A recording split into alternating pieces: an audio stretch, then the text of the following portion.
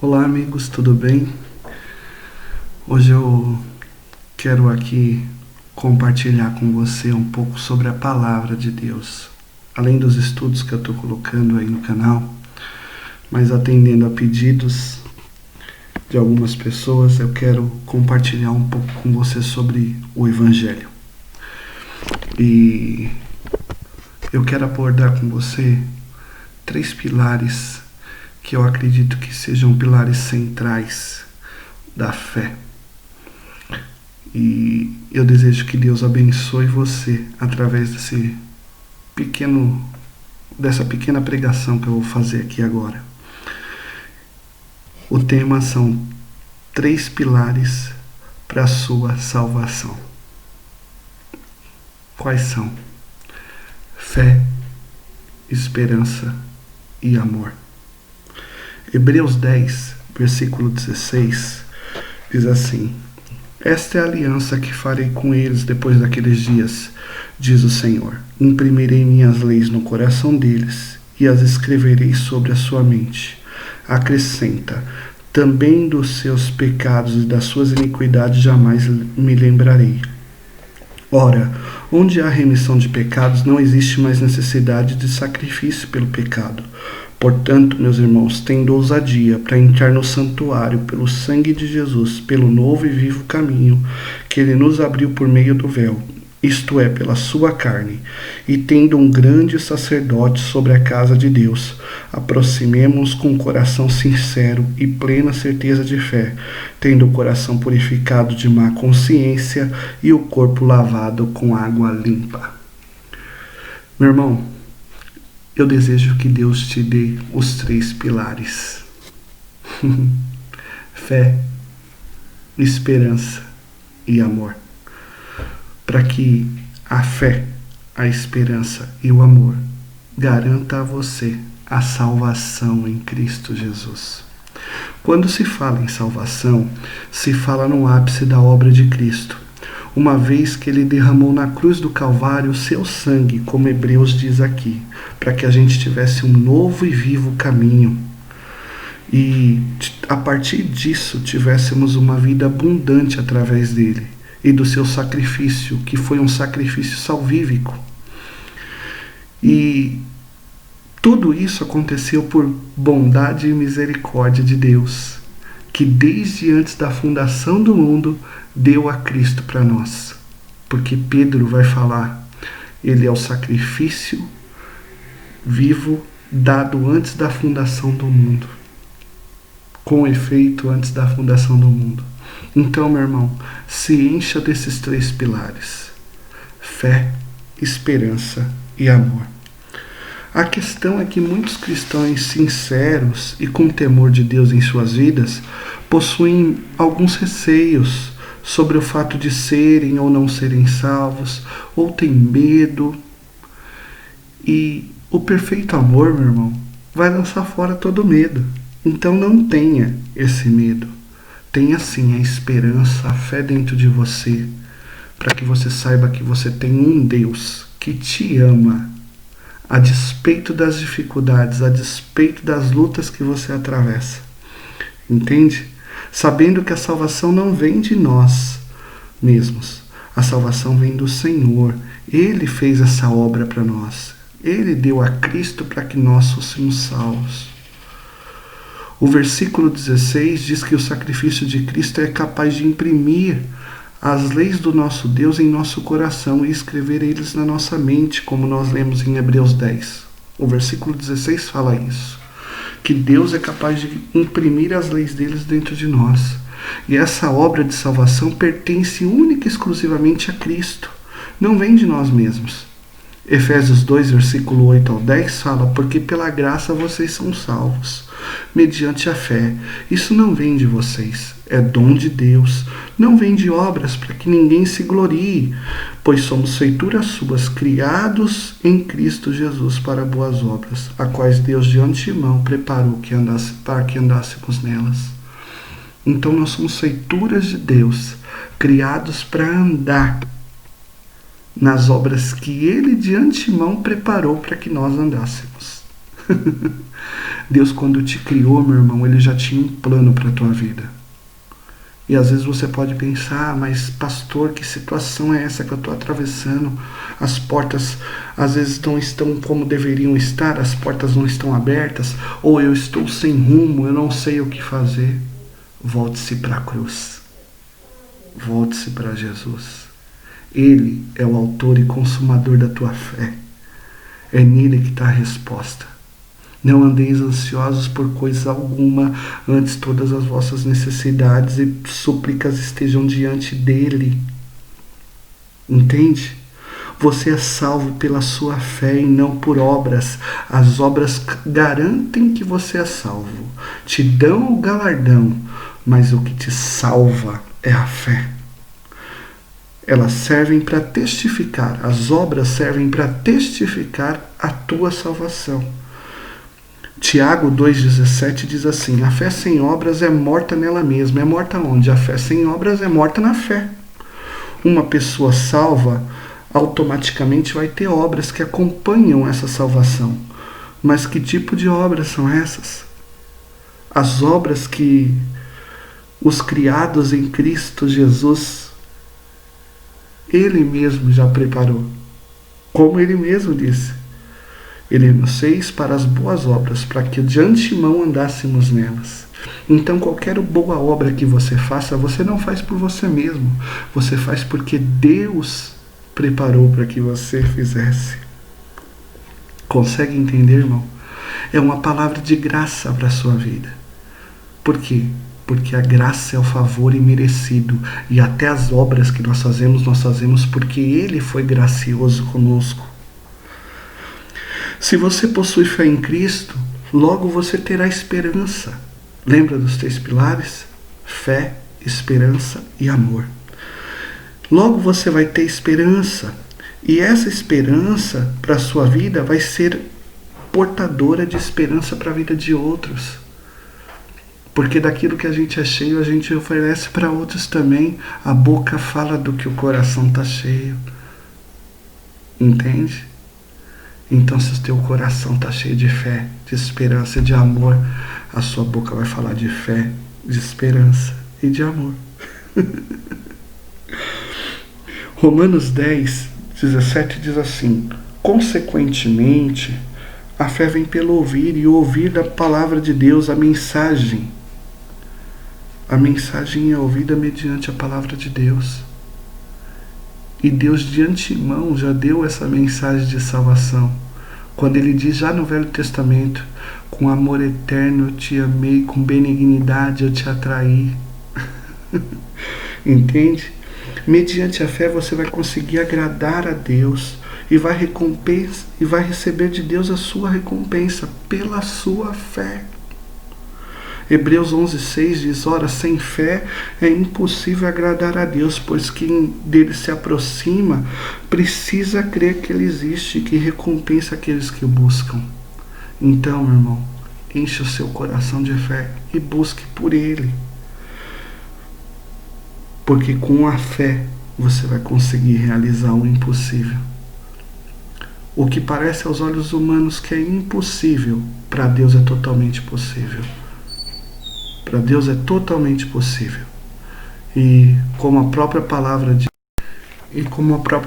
diz, em Mateus 21:21, Jesus respondeu: eu vos asseguro que se vocês tiverem fé e não duvidarem, poderão fazer não somente o que foi feito à figueira, mas também dizer a este monte: levanta-te e atira-se no mar, e assim será feito. Uma vez que você conseguir ter esse primeiro pilar da fé como alvo central de sua eficácia, você vai alcançar o próximo alvo, que é a salvação da sua alma. Como 1 Pedro 1:9 diz: pois vocês estão alcançando o alvo da sua fé, a salvação da sua alma. E é pela fé que se vence a maior batalha, nascendo de Deus. 1 João 5,4 diz: o que é nascido de Deus vence o mundo. E esta é a vitória que vence o mundo, a nossa fé. Pois a sua fé, meu irmão, vai gerar o conhecimento de Deus e vai fundamentar você no edifício bem ajustado que Paulo falou. E que Tito registrou como esperança eterna. Tito 1,12 diz assim: fé e conhecimento que se fundamentam na esperança, na vida eterna, o qual Deus que não mente prometeu antes dos tempos eternos. Então o que Tito diz? Fé e conhecimento que se fundamentam na esperança, que tem tudo a ver com Hebreus 11:1. Ora, a fé é o firme fundamento das coisas que se esperam e a prova das coisas que não se veem. E isso, Hebreus 11:1, é um versículo de fé, de esperança para a tua vida. A fé te gera a segunda característica e te gera segurança, que é a esperança em Deus manifesta em Cristo. O cristão salvo sabe que a esperança dele está além das coisas terrenas. Sua esperança, antes de mais nada, é espiritual, meu irmão. E Paulo vai falar sobre isso de uma forma categórica. Você tem que ansiar pelas coisas de cima e não pelas coisas da terra. E eu não estou dizendo com isso que você não deva almejar coisas nessa terra. Eu estou dizendo que o teu coração tem que estar no céu. É como o rei Davi, antes de ser ungido. Davi estava num pasto, mas o coração dele estava num trono. E foi lá que Samuel foi encontrar Davi num pasto, para ungir ele para um trono. Paulo fala sobre a forma categórica da nossa fé e da nossa esperança quando ele diz em 1 Coríntios 15:19, a nossa esperança em Cristo, se a nossa esperança em Cristo se limitar apenas nessa vida, nós somos os mais miseráveis homens, os mais infelizes homens. Então, meu irmão, esteja nessa terra, mas almeje o reino dos céus. A nossa fé gera esperança que nos faz crer no Deus que é autor e consumador da nossa fé, meu querido irmão. A esperança gerada pela fé nos faz crer em Cristo como mola mestra das nossas vidas. Muitas vezes nós colocamos a nossa esperança em coisas temporárias, em fama, em dinheiro, em capacidade intelectual. Mas tudo isso é vento. Tudo isso passa, como a própria Bíblia fala. O mundo passa e junto passa as suas concupiscências. Ter esperança em Deus é ter a nossa confiança no fundamento certo, na pedra angular em Cristo. A esperança produz bons efeitos. Então tenha ela. Fincamos a nossa esperança como mola de confiança, como alicerce de confiança, sabendo que a nossa esperança gerada pela fé vai nos dar futuro. E o futuro que Deus planejou de antemão para nós. Jeremias 29:11 deixa claro isso. Porque eu é que conheço os planos que tenho para vocês, diz o Senhor. Planos de fazer prosperar e não de fazer mal. Para te dar uma esperança e um futuro. A esperança gerada da fé nos dá felicidade. O Salmo 146:5 diz assim: como é feliz aquele cujo auxílio é o Deus de Jacó, cuja esperança está no Senhor, no seu Deus. A esperança gerada da fé vai transformar em alegria em você, pois o Espírito se manifesta nisso. Romanos 15:13, que o Deus da esperança te encha de toda alegria, paz, por sua confiança nele, para que você transborde de esperança pelo Espírito Santo. A tua fé e a tua esperança vai encher você de alegria, então se alegre. Se alegre. Se alegre no meio dessas dificuldades, se alegre. Não importa como você se sinta, se apresente diante de Deus, com fé e esperança e confia nele. Lembre-se de que Cristo falou: observai os passarinhos, eles não semeiam, não ceifam, não ajuntam em celeiros, mas o Senhor os alimenta, o Pai os alimenta. Hoje de manhã eu tive a oportunidade de encontrar um morador de rua. Quem me conhece sabe, eu sempre estou acontece comigo, eu não preciso fazer força, os moradores de rua vêm conversar comigo. E um deles me pediu se eu podia dar uma comida para ele. E eu fui, paguei um almoço para ele, mesmo em meio dessa pandemia. Passei num barzinho aqui perto da minha casa e paguei um marmitex para ele. E depois eu fiquei meio triste, comentei aqui em casa com a minha esposa. Falei assim, poxa, eu fico triste. Por mais que eu tenha ajudado, eu fico triste, porque eu não sei o que vai ser do homem. E aí ela me fez lembrar. Olha, lembra dos passarinhos, eles não semeiam, não ceifam, e o Senhor os alimenta. Você fez o que estava à sua mão para fazer. E é esse que é o segredo, o que tiver na tua mão para fazer do bem, faça. Porque você não sabe o dia de amanhã. Então, pelo menos o almoço desse homem, eu tive como fornecer para ele. Agora, eu sei que Deus está cuidando dele, como cuida dos passarinhos. Então fortalece-te na fé, meu irmão, na esperança, como disse o salmista no Salmo 39, versículo 7. Mas agora, Senhor, que hei de esperar? Ele diz, lá no Salmo 39, 7. E aí ele responde, minha esperança está em ti. Saiba que Deus não vai frustrar a sua fé, meu irmão, e a sua esperança, pois ele batalha para aqueles que nele esperam. Hebreus 10, 23 vai falar sobre isso. Apeguemos com firmeza a esperança que professamos, pois aquele que prometeu é fiel.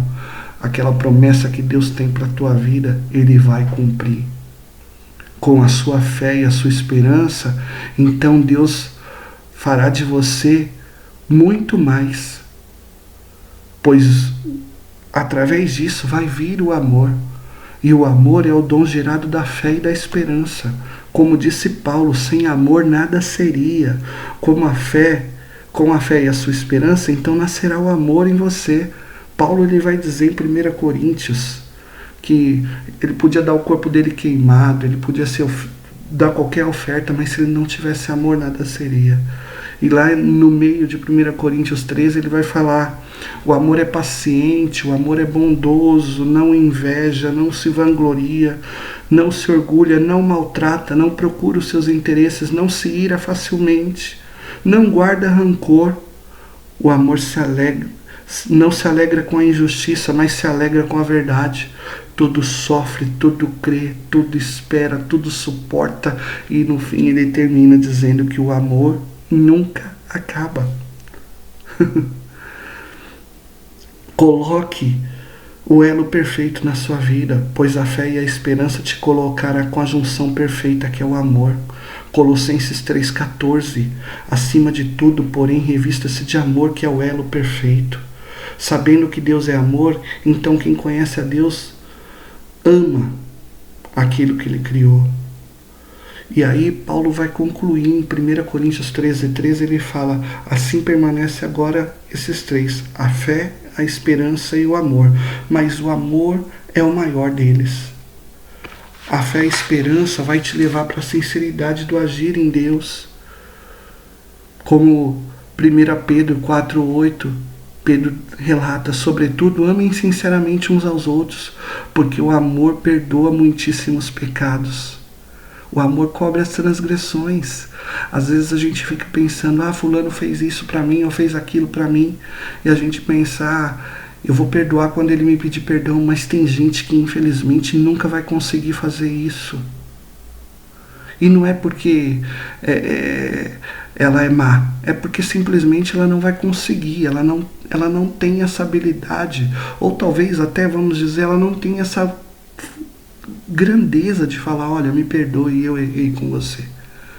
Mas independente disso, perdoe, porque você nasceu de Deus. E a vitória que vence o mundo é a fé.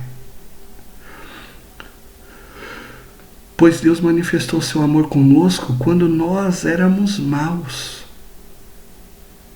Por isso,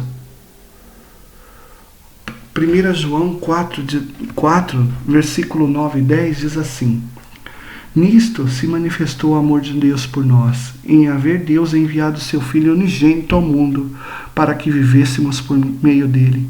Nisso consiste o amor, não em que tenhamos amado a Deus, mas que ele nos amou e enviou seu Filho como propiciação pelos nossos pecados.